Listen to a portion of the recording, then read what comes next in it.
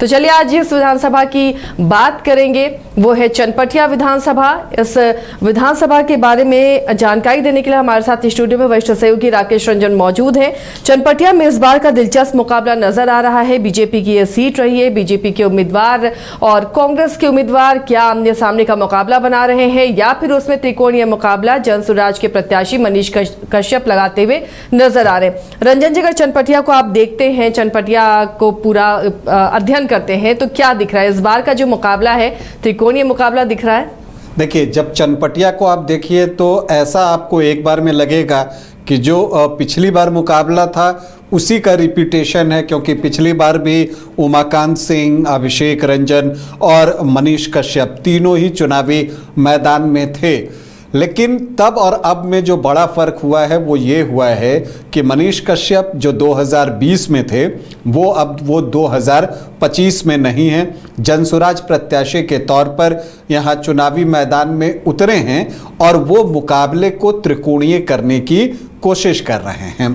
जहाँ तक बीजेपी की बात है तो उमाकांत सिंह पर पार्टी ने एक बार फिर से भरोसा जताया है।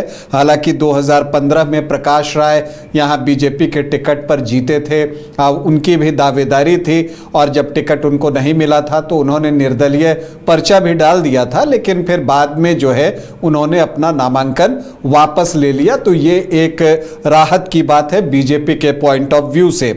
अभिषेक रंजन पिछली बार भी लड़े थे, अच्छा चुनाव लड़े थे कांग्रेस के टिकट पर। एक बार फिर से उन पर विश्वास जताया है पार्टी ने।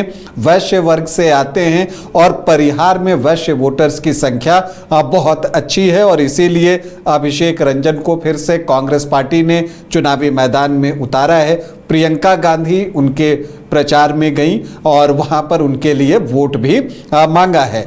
इन सब के बीच प्रशांत किशोर ने मनीष कश्यप पर भरोसा जताया। बीच में बहुत सारे सवाल आते रहे, मनीष कश्यप होंगे प्रत्याशी, नहीं होंगे प्रत्याशी, लेकिन अंततः उनको जनसुराज ने अपना स्कूल बैग दे दिया कि आप लीजिए, जाइए, घूमिए और इसमें जितने वोट डाल सकते हैं डालिए। तो वही काम करने के लिए मनीष कश्यप चुनावी मैदान में हैं और उनकी कोशिश है कि इस स्कूल बैग में वो जितना वोट डाल सकते हैं वो डालें।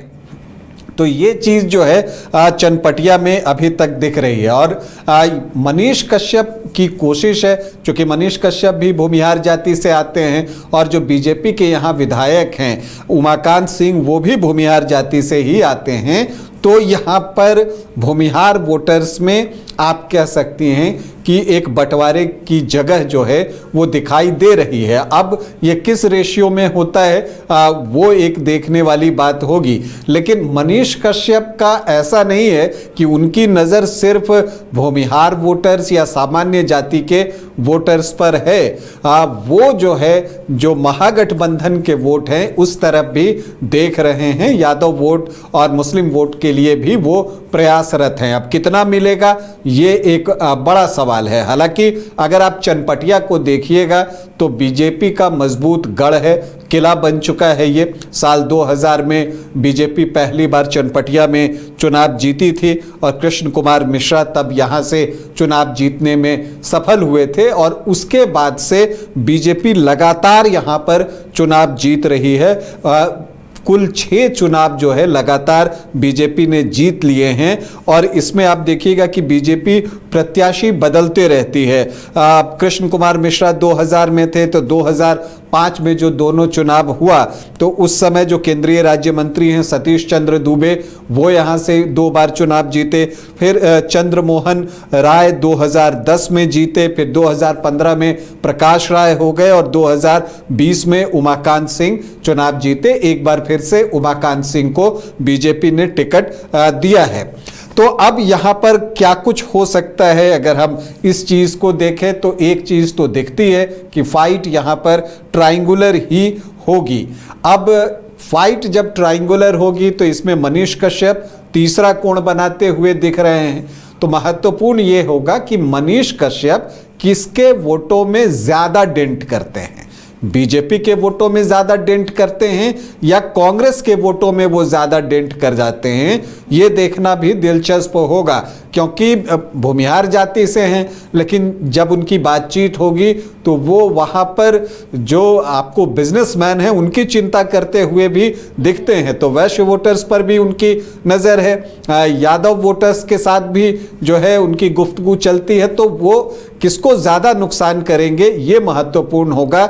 और ऐसा दिखता है कि हो सकता है कि वो बीजेपी को ज़्यादा नुकसान करें, लेकिन कांग्रेस पर भी थोड़ा बहुत असर तो वो डाल सकते हैं। और ऐसा अगर होता है, दोनों तरफ से नुकसान होता है, तब तो फिर मानकर चलिए कि बहुत ज़्यादा फर्क नहीं पड़ेगा। लेकिन एक तरफा नुकसान होता है तब परिणाम जो है वो प्रभावित हो सकता है। अगर आप यहाँ के जातीय समीकरण को देखिए तो क्या कुछ है यहाँ पर। जो अनुसूचित जाति के वोटर्स हैं 13.86%, मुस्लिम वोटर्स की संख्या यहाँ बहुत अच्छी है 21.6%, यादव जो हैं 13 से 14%, तो MY 35 से 36% है।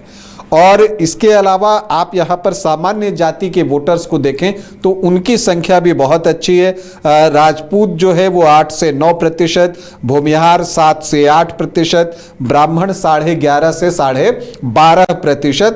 तो सामान्य जाति के वोटर्स जो हैं वो 27 से 29% के बीच चनपटिया में हैं। इसके अलावा यहाँ पर लवकुश के वोट भी बहुत अच्छी संख्या में हैं, लगभग 15-16% जो है वो लवकुश वोट हैं, जो कि नीतीश कुमार के कोर वोटर माने जाते हैं। और फिर वैश्य आप देखिए तो 13 से 14% वैश्य वोटर्स हैं।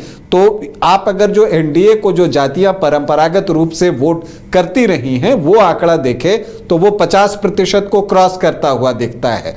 और इस बात की तस्दीक कौन करता है? लोकसभा का चुनाव, जब यहां से संजय जायसवाल चुनाव लड़ रहे थे, खुद वैश्य जाति से हैं, तो उनको वैश्य जाति माने जो एक परंपरागत वोटरों का ब्लॉक है बीजेपी का, जिसमें सामान्य जाति, लवकुश के वोट और वैश्य, तो जिनको मैंने कहा कि 50% क्रॉस करते हैं, तो संजय जायसवाल को वो वोट मिला था और उनको 53.5% से ज्यादा वोट इस लोकसभा चुनाव में मिला है।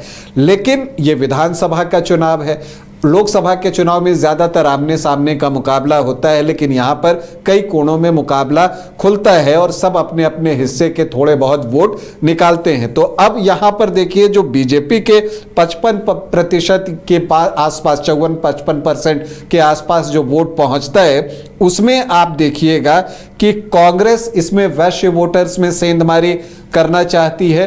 पिछली बार भी उसने की थी, वही प्रत्याशी थे। तो जो आपको 35-36% MY हुआ, तो जो अभिषेक रंजन थे उनको पिछली बार 40% वोट आए थे। तो वैश्य वोटर्स में जो है एक सेंधमारी वहां वो करने में कामयाब हुए थे। इधर मनीष कश्यप भूमिहार वोटों में सेंधमारी करना चाहेंगे, तो जो भूमिहार के 7-8% वोट है उसमें वो कितना सेंध लगाते हैं, कुछ ब्राह्मण वोटर्स में भी सेंध लगाने की वो कोशिश करेंगे। और साथ ही मनीष यादव जो है MY इक्वेशन की तरफ भी नजर करके रखे हुए हैं, चूंकि प्रशांत किशोर जो है वो मुस्लिम वर्ग के बारे में भी बहुत सारे उनके भलाई के बारे में बातें करते हुए दिखते हैं और यादव वोटर्स को।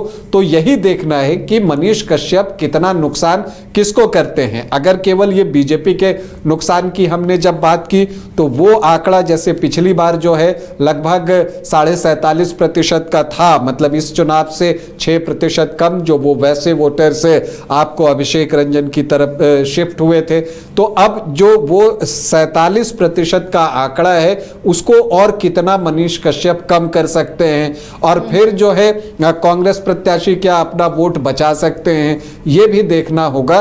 देखिए मनीष कश्यप ने मुकाबले को यहाँ पर काफी दिलचस्प बना दिया है, इसलिए चनपटिया वो विधानसभा क्षेत्र है जिसके परिणाम पर सभी की नजर होगी। तो चनपटिया में एक रोचक, रोमांचक और त्रिकोणीय मुकाबला। तो चनपटिया में त्रिकोणीय मुकाबला बनाते हुए जनसुराज पार्टी नजर आ रही है, यानी कि उसके उम्मीदवार मनीष कश्यप यहां पर जो आमने सामने की फाइट थी उसे त्रिकोणीय बनाते हुए दिख रहे हैं। तो चनपटिया विधानसभा का मुकाबला बेहद दिलचस्प होने जा रहा है। अब यहां कमल खिलेगा या पंजा आएगा या फिर स्कूल बैग बाजी मारेगा, इस पर हमारी नजर बनी रहेगी।